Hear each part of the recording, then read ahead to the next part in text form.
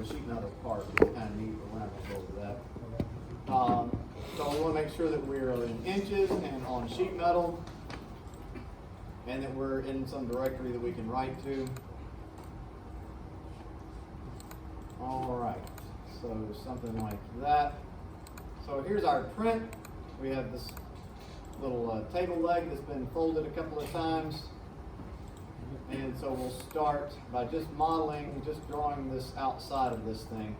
So you might be expecting to jump into a sketch, and you can in fact do that.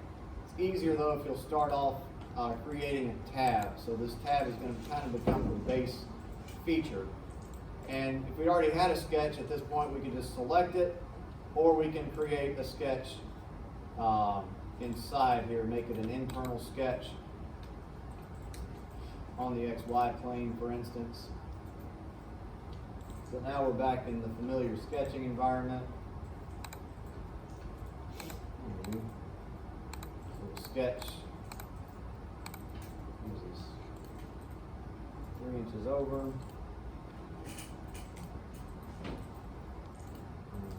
down 1 inch. And this part down like 4 inches. This part goes over 1 inch. Those get connected. Alright, sketch is fully constrained. Now, if you remember back in 3421, you'd be saying things like, well, it's not that simple. You've got this bend to account for, and you've got the thickness to account for. All right? And that's true, but this sheet metal application is smart enough that it will figure out what those allowances are for us. Oh, hell, I forgot to do that. I was supposed to go in here and set up. No, let me not do it that way. Before you do anything, set the type of sheet metal, the thickness that you're working in. Come in here to File, Preferences, or somewhere Preferences. This thing was in the file. That doesn't seem right.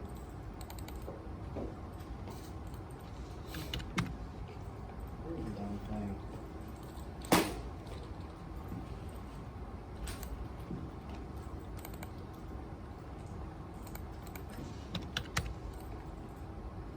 Here it is.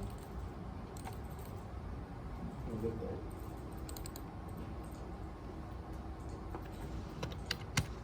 Is the top phone down, left, top phone? Are you going next to home? Oh, this file. Oh, for heaven's sakes. All right. This file. Preferences. Sheet metal. So we're going to use this 0.0625 thick. Now, from 3421, you remember that the bend radius, that inside radius, general rule of thumb, at a minimum, it should be at least as thick as the material. It's really defined by the tooling that you're using and the material that you're putting in that tooling. I'm going to leave it as 0.1 bend radius. And we can leave these relief depth and relief widths as 0.1 as well. Also, you'll remember that when you bend,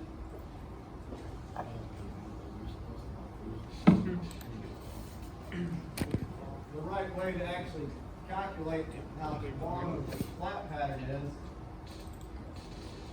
we've got this inside radius, and then we've got some thickness. It goes around like that. So if you were to actually walk around the inside of this, you'd have one length, and if you went around the outside of this, you'd have a different length. Which one is the actual length of the flat sheet metal? Yeah, it's somewhere inside, right? Something like halfway. In 3421, we said that it was 0.4 T. NX suggests 0.33 T. I'm just going to go with that. That's pretty close to 0.4. Like I've always used 0.33, probably better. All right. So if we know the length of this thing, what do we call this axis through here? the neutral axis, my goodness, neutral axis. Okay, so that's the part of the sheet metal that doesn't grow or shrink in length. So if we know the length of these straight parts, and we know the length of the neutral axis, then we know what the length of the blank would be, and where to bend it, that kind of thing. All right. So NX is suggesting that for the neutral factor, we use 0.33, and we'll just go with that.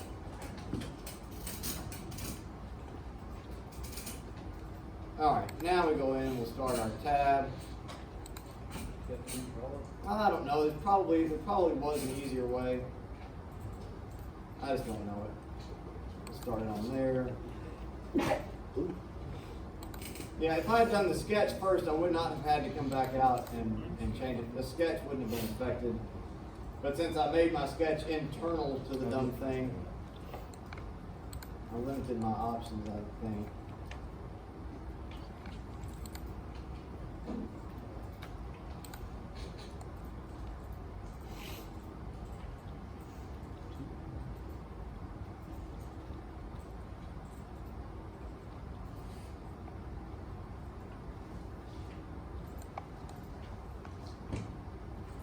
Alright, so now it comes in 0.625, and that's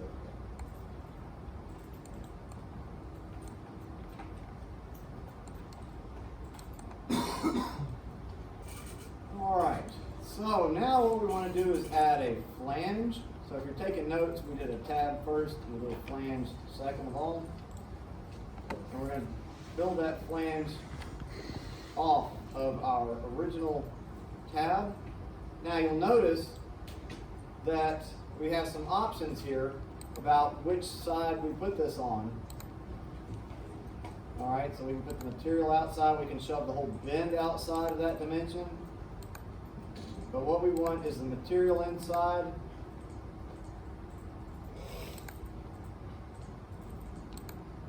And so that it's not adding distance, we want it to be within those parameters we first set up with our sketch. And in the length distance, this distance here, it's going to be 3 inches. Same as the other side. And it's 3 inches from outside to its length. So very nice. Now I'm going to put a sketch on here to cut out that part. I wish I knew a nice easy way to reuse that other geometry, but I don't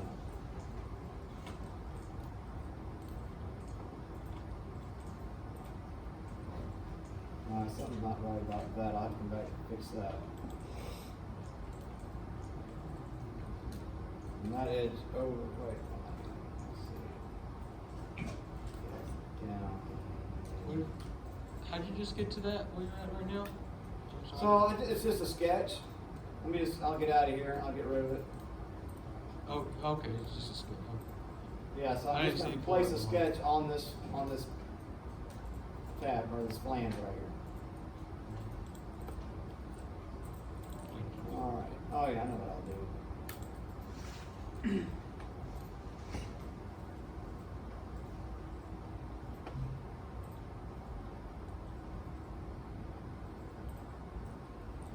So that's what I'm going to cut away. I just need to constrain it.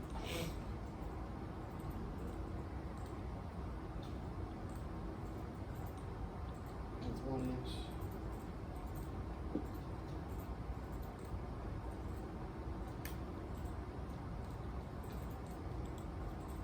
That's 1 inch.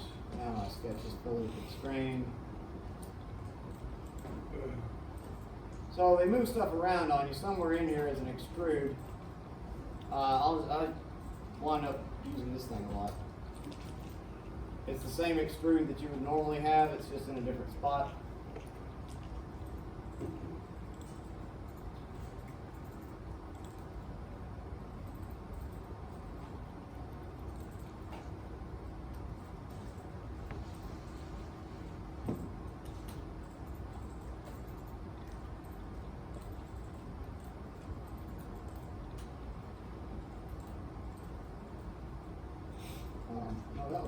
I thought I messed something up.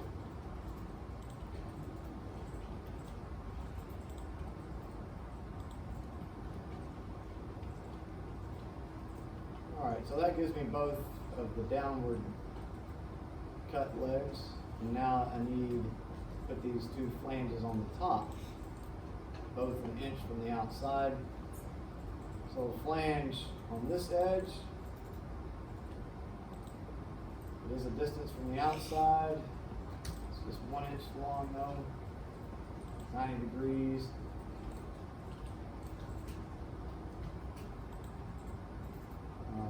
Apply that, I think. Yeah, the material's on the inside, I'll make sure my flange is inside like that and not outside like that. I need to stay inside my bounds that I set up originally. I've designed it around the outside dimensions.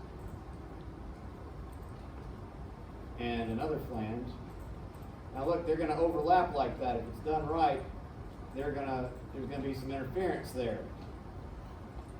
Don't worry about that. Just go ahead and say okay, and we'll fix that right now with a 3-corner bend. A 3-bend corner. Now you select those two bends, this one and that one, and we added this slit down the middle. He still has this original profile on there. Don't worry about that. Don't let that bother you. Just say okay. And you'll see now it actually, even though when you hover over it, it looks like they are overlapping, they're not actually overlapping. And I can prove it to you by unbending one of these with this unbend command. Maybe. Oops. There you can see it's actually unbent. Cancel that. Do that better. There. Flip it up like that.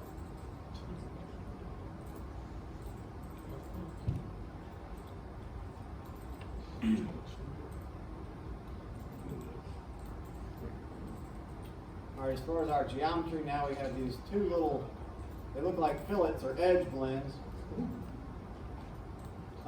Let's see, but in this world, sheet metal world, they have a different name. Break corner, there it is. Thanks. Let's go through 0.25. Break that corner, and that one.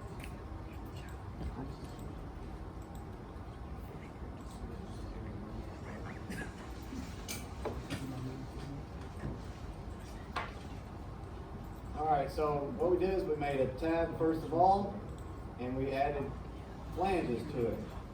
We edited one flange to have a cutout to match our original tab. We added these flanges up here, and we added a 3-bend corner and a break corner.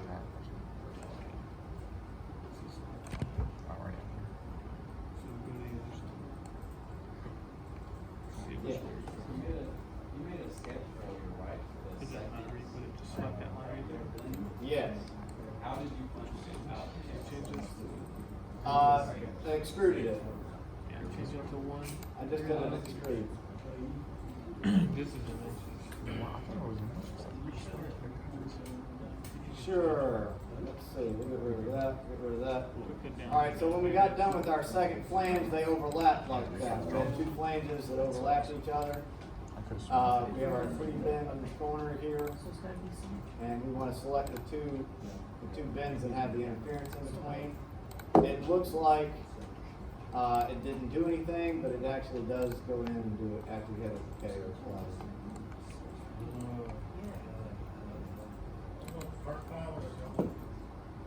Okay, here's what I want. I want a DXF of the flat pattern. So let's talk about the flat pattern. So up here is the flat pattern. We can just come out here and say flat pattern, boom. And the face that we want is what's going to stay present while we unfold this. Now, in terms of, if you were looking at the flat pattern in AutoCAD, if you had AutoCAD, you were looking at a flat pattern, what plane would you expect that flat pattern to be in? The XZ, the YZ, the XY plane, or some other plane? XY plane, okay? So what we're gonna do when he says select the face, this is the face that we're gonna unbend away from, so we're gonna select the one that lies on the XY plane, say okay. And look, there's the flat pattern, but wait, it disappeared. Okay? Now, if you had actually read that error message, he would have told you where to go find it. Okay? It actually wasn't an error message. But if we had read that, instead of just dismissing it, it would have told us where to find it. And where it is actually, it made its own model view. Just like when we did the the exploded view, we had a model view that was for that exploded view. That's the same idea here. So there's the flat pattern there. Now that has all the instructions and everything on it. What our programmer is going to want for our laser cutter or our plasma cutter is going to be a DXF of this. There's actually a command all for that. Flat pattern. Export flat pattern. The default is a DXF. Where you're going to put it, wherever you want to. And then that's going to be what you turn in. When you said select flat pattern to export, you'll pull that off of here, off of your part navigator. You can't just click on it in here. Alright, that should have created this flat pattern. I think it's somewhere on my desktop.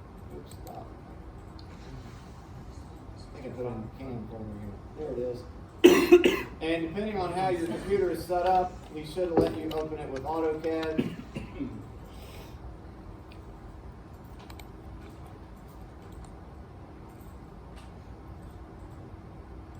If you have AutoCAD and you're trying to open it, make sure you're using a command to open a DXF. Alright, so there it is. And you'll notice it doesn't have all those instructions on it, bend up, bend down. This is designed just to send out to the sheet metal process. Now, I will say a trick that I have found to be handy, and it's not really included in this, but when I plasma cut a piece of sheet metal, I will pretty much always put a little arc, a little circle right here, anywhere that there's the end of a bend. That does two things. Number one, it helps to make the bend not stick out. It's a little bit of relief around the bend. It makes it a nicer bend. But more importantly, for my sake, it makes it easier for me to go up and line it up in the box break to know where to put the bend. So that's just a little guide. So let me just show you this. Go back out to our model views, get a regular model view going.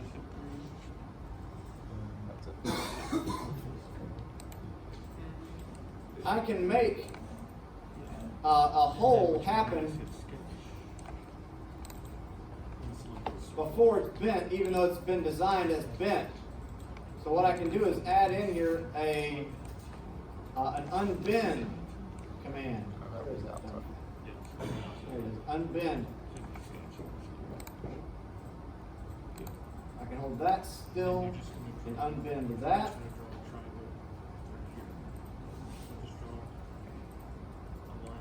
I can hold that still and unbend that.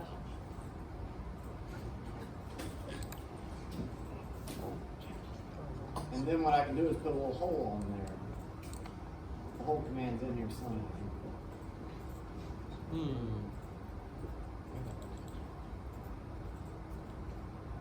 There it is. More.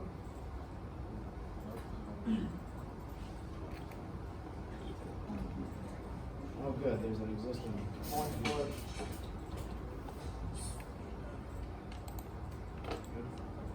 Okay, so I can put those little holes on there to mark where the bend goes. Now, this one's happening before my flat pattern, so that means that I can go out and look at my flat pattern, and a little hole appears. So that's kind of handy. corners that would be. Oh, in here?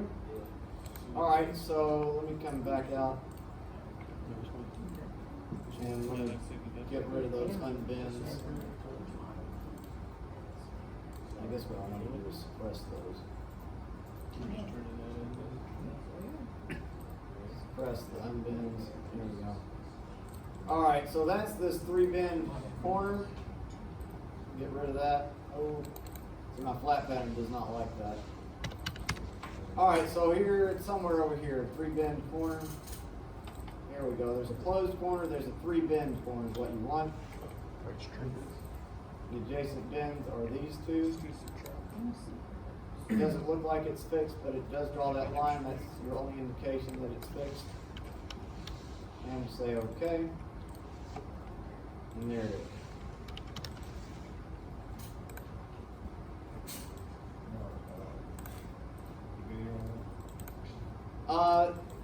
There is a video. He goes into more than what I'm doing though. So you get more or less. This is not the video. That's the actual. That's making the part. I thought I put the link up there to the